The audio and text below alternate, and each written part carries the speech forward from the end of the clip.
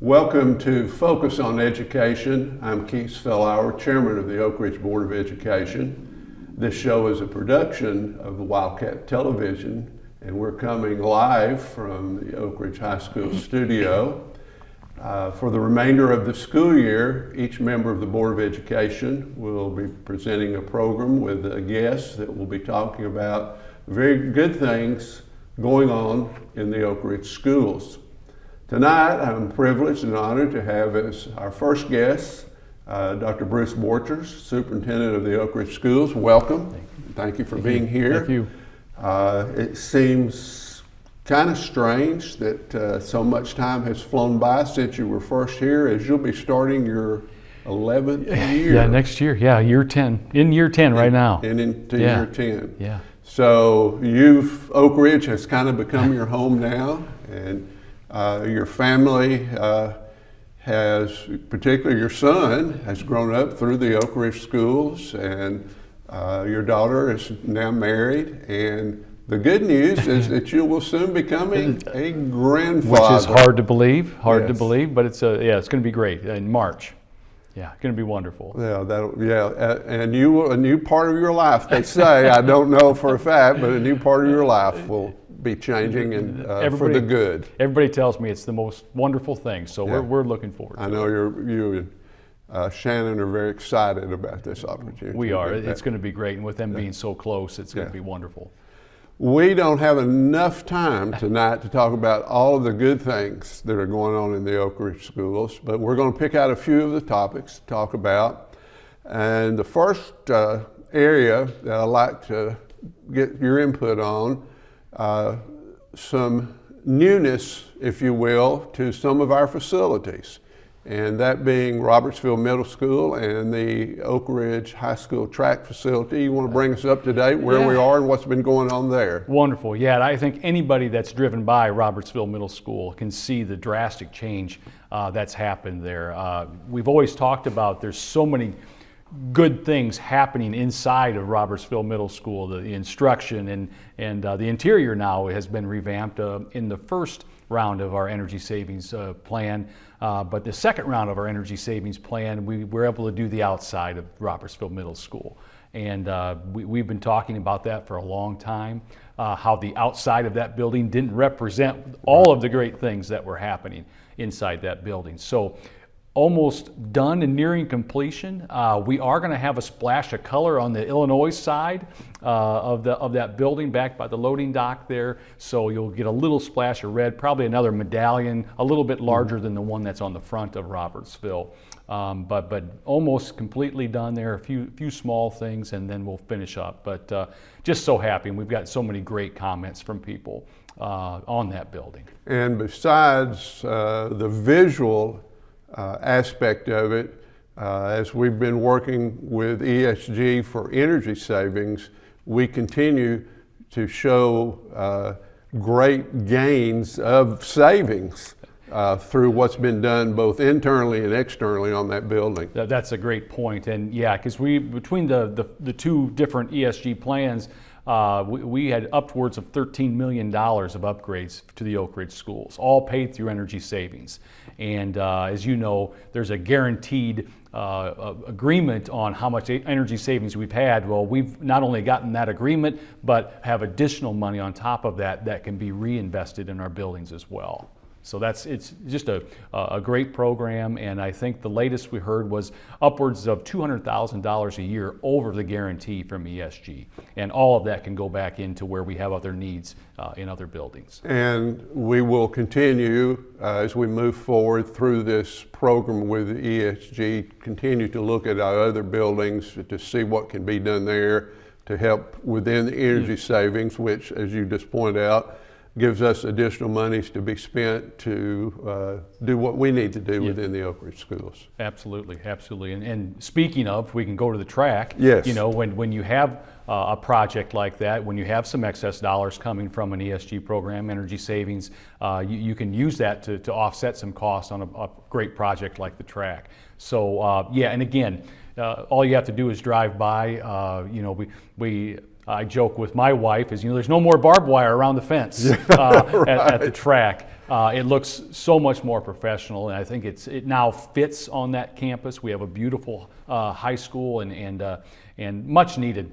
track. You know, we were getting to a point where we were not going to be able to host home meets, and that's just unacceptable. And we have such great track athletes, track coaches, so supportive of what's going on down there, and it's just been a really wonderful project to be a part of, and I can't thank our track coaches and Mr. Alan Thacker enough for all of the work that they've done behind the scenes. And again, like most things, this is on top of everything else you know, these guys have to do during their regular jobs, but they have been just great working together, great collaboration, and again, Mr. Thacker has just poured a lot of time and energy into this project, and just really thank him for that. Looking forward to a grand opening here this spring, and I know that the coaches are working on plans for that, but it's going to be a fabulous track venue, and it's kind of stage one. We'll have some other things after this as money allows, some concessions, bathrooms, seating, things like that. But we will see, you probably see two black metal poles standing up there in one of the corners of the track, and we'll have a video board, which is very impressive, as we tried it out in the parking lot about a year ago. But that's going to add a whole other dynamic to that track facility. And you pointed out, and I've had people ask me, why did you need a new track? And as you pointed out, we needed a new track facility because it was unusable. Yeah, absolutely. As you said, we couldn't have meets there. And not only do our high school athletes use the track, but so do our middle school athletes, our PE classes and wellness classes here at the high school. And that track will become available for those in the community who like to walk, to be able to walk on a surface where they're not afraid they're going to fall off of the surface or be injured. Absolutely, absolutely. Yeah, it was definitely needed, probably needed years ago, but we were at the point where we had to do this, had to make this fix. I was doing a presentation a few days ago, and one of the questions I had when I got to this part was, what kind of meets can be held there? And I said, well, I came back with a question, what kind of meets would you like to see held there? And the person said, well, could you hold a state meet? And I said, the caliber of this track facility is going to be such that, yes, we could, whether we would have the seating capabilities at this time to do that, but this facility itself is going to be such that state meets, regional meets, district meets, and other invitational meets can be held at this facility. And I know the track coaches have talked about having college meets there as well. So that's another avenue that we may look at as well, to bring some people into town, staying in hotels, eating here, dining here. So that's also going to be in the mix as well. We're going to get on a topic that is going to take us longer than what I was just told the amount of time we have before our first break, but let's go ahead and get started on it, and then we'll break and we can come back. That's great. Move from athletics to academics. One of the things that you have helped initiate with your staff is professional learning communities, where collectively across our district, we're all working together with the same goal, and that goal being to give all of our students opportunities to be successful. In order to do that, you have to have the techniques and the knowledge to figure out how to do that. So let's talk about our data sharing, our professional learning communities, and so forth. Absolutely. And I know that just happened, one of the sessions just where everybody's presenting just recently happened. So let's get into that. We'll break and come back and finish that up. Absolutely, yeah. It's probably one of the best things I believe we've done as far as continuous improvement in our districts in my 10 years here. As you mentioned, all of our buildings, our teachers are all in a professional learning community, whether it's by grade level, subject area, and what you were referencing is, we kind of call it the principal PLC. So principals getting together, learning from one another, sharing data, just like teachers are sharing data in their classroom. This process has just gotten better and better. And one of our board members yesterday at the meeting said, how long have we been doing this? It's been about 2 or 3 years that we've been doing this, But it started with myself, Mr. Lay, Dr. Williams, calling our principals into my office to have a discussion about data. You know, here's how you performed this 9 weeks. Let's talk about that. What strategies do you have for improvement?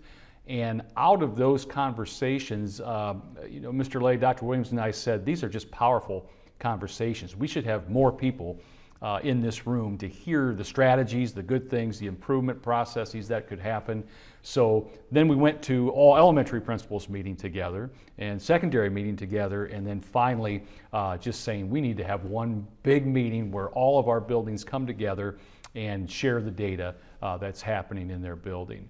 And at that meeting, we do 9-week goals, so every quarter they look at their data and they say, here's what I'm going to work on. So for a building principal and team, that's a daunting task. You're going to get in front of your peers and say, here's my goal, and in 9 weeks, I'm going to be back in front of you again to share what happened. Did it work? Did it not work?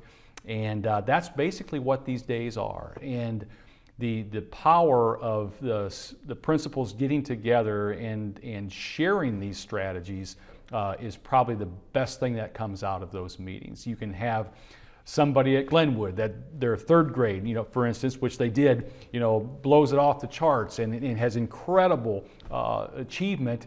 We have another building principal saying, hey, how did they do that? What strategies are they using in third grade over there? Can I bring my third grade over to that building? So for principals to be in a place where they're comfortable sharing their data, comfortable saying, hey, that didn't work. Let's try something else, or how did you get better at that? So that's the environment that exists in those meetings, and it truly, as you can see through our achievement over the last 3 years, it's on this trajectory, and I base a lot of that on what's happening in that room. Having said that, we know that none of that happens without an amazing teacher in front of kids. And we're going to stop right there for a minute, great. and we'll pick right up about that. We're going to take a short break. This is Focus on Education, and I'm here with the superintendent of the Oak Ridge Schools, Dr. Bruce Borchers, and we'll be back in just a minute.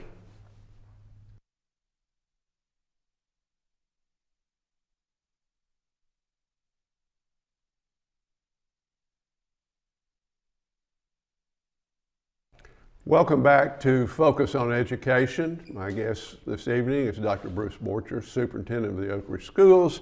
And when we left, we were talking about principals' data sharing and the use of that information to better prepare our teachers to focus on their needs in the classroom for the students. So let's pick up where we left off. That sounds good. Yeah, we kind of started with that principal group and how they're using that data, but where's that data come from? Right. So we give formative assessments at the end of every 9 weeks. And I'll have to add, there are some teacher PLCs at grade levels, they're doing an assessment every day. They're making decisions based on what's happening in front of them on a daily basis. So, but at a minimum, we give a district formative assessment at the end of the 9 weeks across the districts in most subject areas. So let me interrupt you right there for a minute. Previous to us starting to do that in this district, we were pretty much relying on information we got from like TCAP tests and so forth. And now what we're doing is being done internally. Absolutely. Yes, so these formative assessments are a predictor of success on that TCAP, that end of year results, but we don't have to wait until September of the following year to make instructional decisions. So we can make very sound decisions every 9 weeks, and again, some teachers doing that every day. But yes, the 9 weeks formative assessments I'm talking about are the ones directly related, so we can see if we're on course to do well on our TCAP scores at the end of the school year.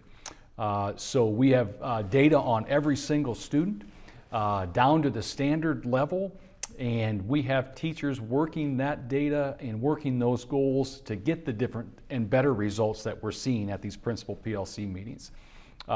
You mentioned today we took a visit to Glenwood. You'll go there, and this happens in other buildings as well, but students have their own goal. They know exactly what they're working on as a student. And I think that's just so powerful that it goes from a principal PLC and all of that data trickles down to that individual kid and what that individual student knows.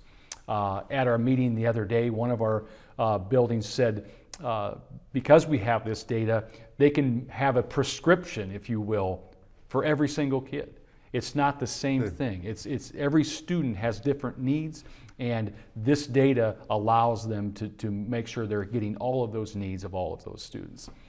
So like I said, every 9 weeks there's an official few SMART goals that buildings set, and then they'll come back and report on that. But it's just been a fantastic thing to watch and to see.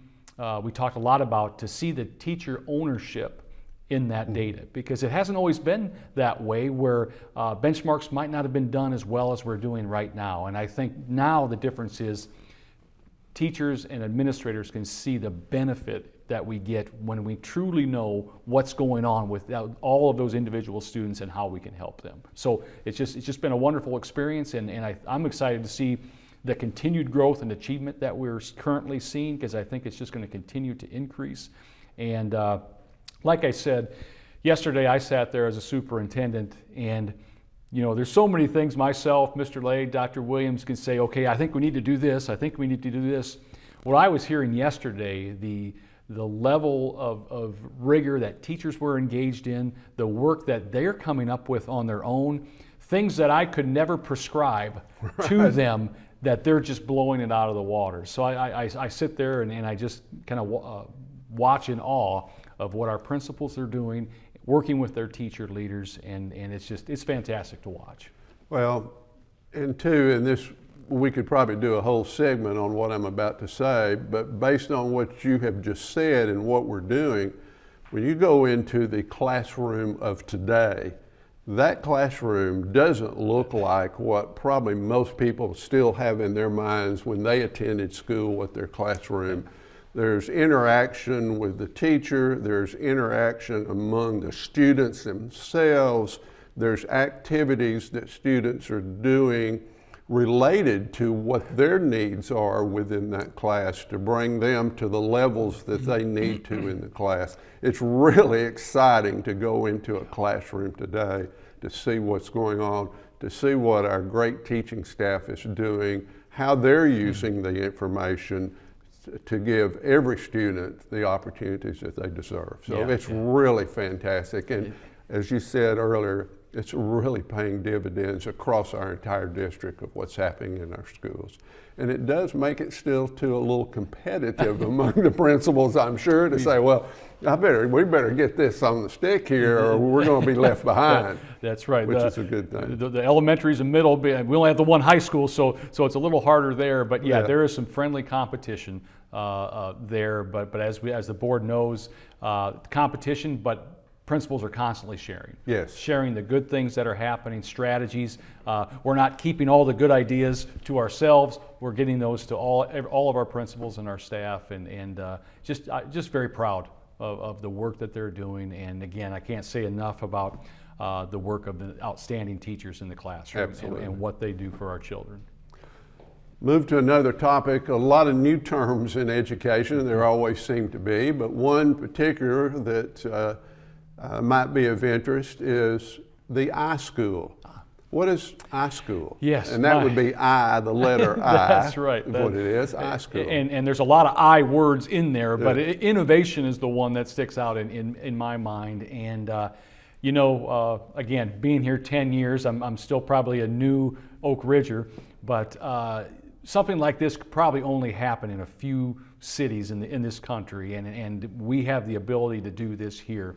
One, we have to be able to get the grant to make this happen, and we thanked Dr. Holly Cross last night for all the different grants that she's brought into CTE, and this was one of them. We were one of, I think, 20 schools the first round of the Innovative High School grants to get one, and we were able to do this. And also, because it's Oak Ridge, you're able to get an instructor like Dr. Mark Buckner, who probably not many towns and cities could probably get a person to come in and teach that has a PhD in artificial intelligence or nuclear engineering. That's tough to do, and that's who we have. So very happy to have Dr. Mark Buckner, who has always worked with our robotics students, but now has helped us get this program off the ground. I think it's just in its infancy at this point.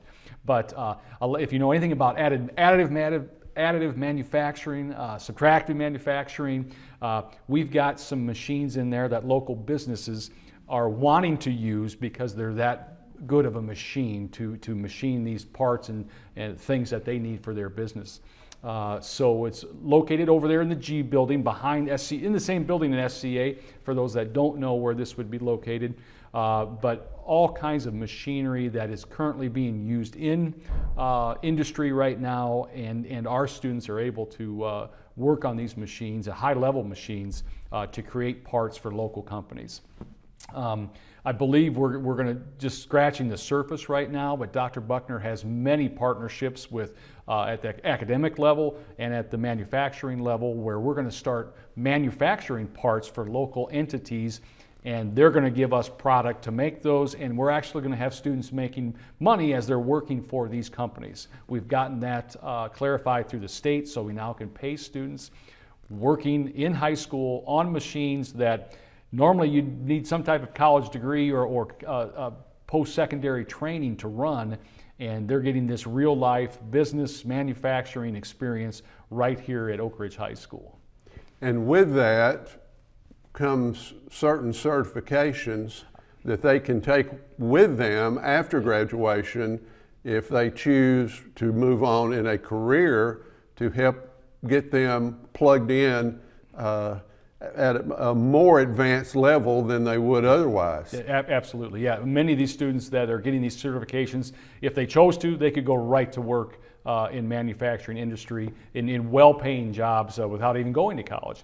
Many of these kids, though, are probably going to be that engineer of some sort, and will go on and maybe design that machine to make those parts for other companies. But it's amazing to watch, and the level of equipment that we have in there, to have I think the water jet can cut through 12 inches of steel. It was going to take a while, but it's that type of capability that we have in that room. And like I said, I think we're just getting started with our partnerships with business and making parts for them, but it's exciting, and just, again, thankful for Dr. Buckner, and our kids are going to get an amazing experience in this program. On that same line, and I get questions about this periodically, as the high school has transitioned into block scheduling. Mm-hmm. And one of the comments I make, using what we just talked about as an example, here are opportunities, two things really that I stress. Here are opportunities for these students to come in and actually have some time to do the classroom activities, as opposed to having to come in. And I always use welding as an example. The students have to come in, they've got to change clothes, they've got to get their welding equipment on, they've got to get the instructions, and then under a normal circumstance, they say, well, my time's up already, and they got to go back, I got to change and clean. So this has expanded those opportunities for those students. Plus, it's given our students an opportunity to expand their schedule selection as they go throughout the year. It's a change. It takes some time, but we were finding, I feel, the advantages over doing this at the high school are much more than having to go through the pains, if you will, of the change. Absolutely, and with anything new, there's always some things that you're going to work some of those things out that first year. I think they'll continue to do that. The high school is committed to do that. But you're right, you're highlighting some of the big positives of the block schedule are the more time for like those labs, any kind of science lab, welding, high school, and also just more opportunities for students to try something they might not have been able to try, an elective they might not have been able to take had we not had a block schedule. Our time's going to run out on us, and we've really talked about some really exciting things that are going on in our schools. This is just a few of the exciting things. As you start your next year as superintendent after 10 years, what would you look, and I'm throwing this in on you without telling you. What do you look ahead? What's your vision as you look ahead for the Oak Ridge schools? What would you like to see? Absolutely. Well, you know, we're expanding programming. We're getting more into aviation this next school year with some of the grants again that have come this way. So those will be some things that we'll expand. And you know, I see our school district at the level that we are progressing with our continuous improvement processes.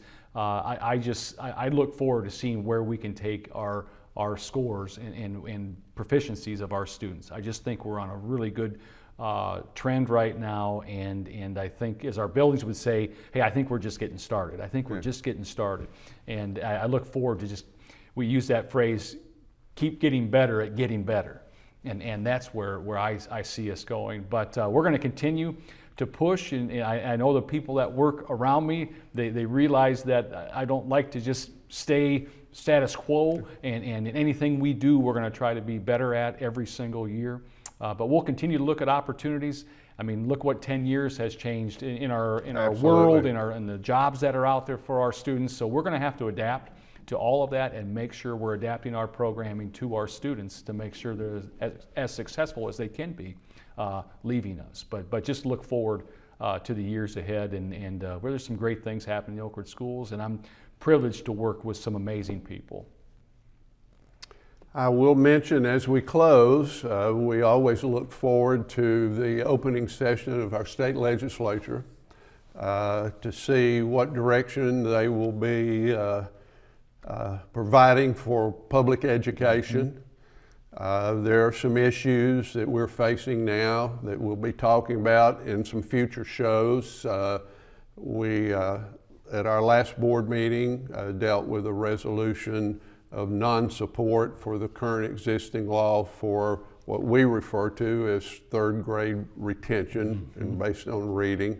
I'm sure that will be a topic that will be dealt with on this show in the very near future. But we'll be looking at that, be talking about that, because it does have an impact on public education. We're about to go under a new funding model for our schools, so that will be an interesting. You'll have, where I'm going with this, you'll have your work cut out for you just in these areas, as well as doing all of the other things that you're responsible for as superintendent.